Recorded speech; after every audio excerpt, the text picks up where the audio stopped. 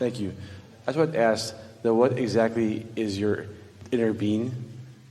Well, first of all, your inner being is consciousness, so it's perspective. You are too, but it's harder for you to see yourself as consciousness and perspective because there's so much other stuff to go along with it. And you tend to identify yourself through what you can see and hear and smell and taste and touch. But your inner being is consciousness, and you are the see it, hear it, smell it, taste it, touch it part.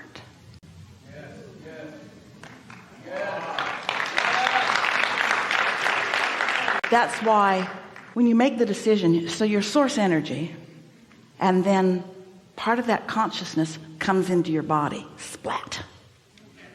But the larger part of you remains non-physically focused, and that's what we call your inner being.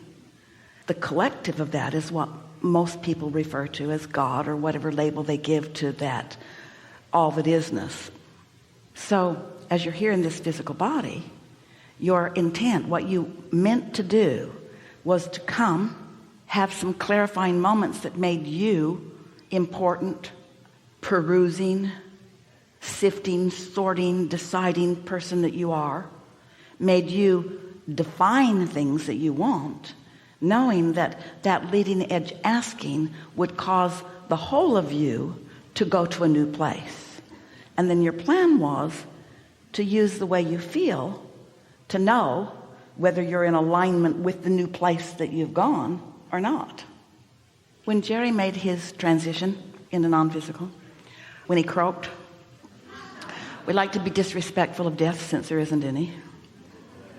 For a while, Esther had difficulty finding him, feeling him and finding him, because she was accustomed to her feeling of Abraham, consciousness, lots of consciousness. But she was used to Jerry's personality, and so it was hard for her to find him, and she felt incredibly unhappy about that for a while, until one day, in a vibration of more receptivity on that subject than usual, we said to Esther, you got to look for him where he is now, not where he was. And that made her understand that she had to feel for that wholeness of him rather than for that extension of him, because as an extension he was a little guarded about some things and worried about some stuff too, and now none of that was there. But the other thing, and this really goes to your question, she had to find a way to let him be the Jerry part of Abraham, because Abraham wasn't going to satisfy her thirst for Jerry. She'd had Abraham for a long time. She wanted Jerry. She wanted the non-physical essence of Jerry. And once she acknowledged that, then there he was. Words that were recognizable, sensations that were recognizable, traits that were recognizable, sense of humor that was recognizable. She can pick him out of a crowd. Mm-hmm.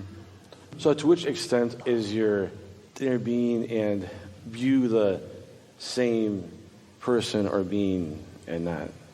Is this based on how someone feels? We're happy that you've been listening already here today. Let's take a now moment, which is where this field is. This field that is law of attraction. And there are no boundaries to this field, so it includes what you call physical and what we're calling non-physical. So when your inner being brings its bag of marbles to the vibrational field, what it holds for you is appreciation that we can't even find a big enough word for, and love. The words are so inadequate, and understanding and appreciation and expectation. And so that's what your inner being is. But your inner being can't evoke from you something that you're not offering. That's why meditation will take you to that, because when you quiet your mind, you stop thought, and when you stop thought, there's no resistance, and when there's no resistance, right there together with your inner being.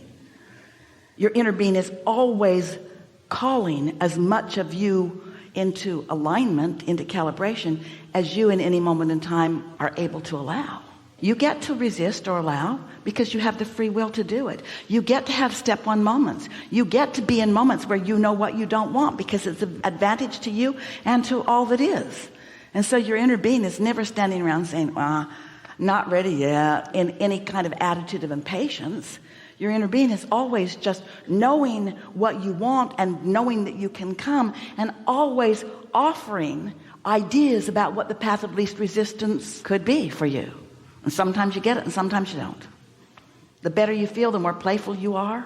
Usually the younger you are, the more you're called by that. The beasts of your planet, oh, they're experts at that. What's the difference between your beasts, that's a term of endearment, by the way, and humans? They're not trying to think their way through everything. They feel their way. Humans call that instinct. We call it path of least resistance. That flock of birds up there, not banging into each other, everybody knows right where to be. Who's the leader? Not any of them.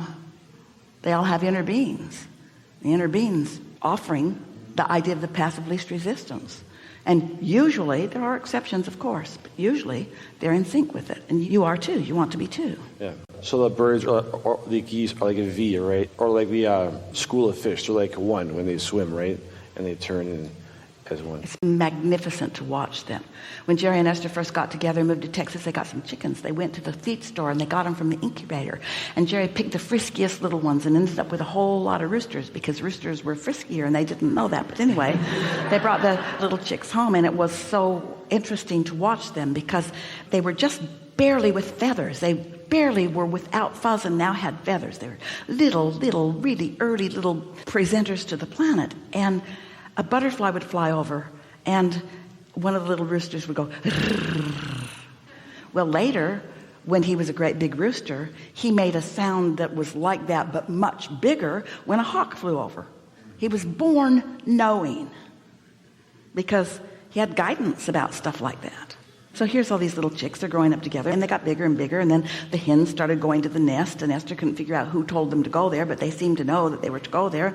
So the hens would go to the nest, and they would lay eggs. Some of them laid green eggs. They were Ericanas. Some of them laid pink eggs. They were astrolorps. Some of them laid white eggs. They were the leghorns. In other words, they had quite a selection of little chicks here. And Jerry and Esther got so that they could identify them by their eggs. Whose eggs are we eating today? And so one day, Henny Penny, little black astrolorp, she had little black feet too, she tried to go to the nest, and Big Bird, rooster, wouldn't let her go to the nest. He just kind of encouraged her, come over here, come over here, come over here. So she went behind the air conditioner and laid an egg.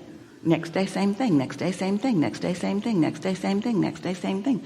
Then one day she laid an egg and tried to leave, and he said, sit down, or something like that in chicken talk. And so she sat there, and he brought her things to eat, and she sat there for 21 days. And then one day, 7 of the 21 eggs hatched, and little chickens with little black feet came walking around.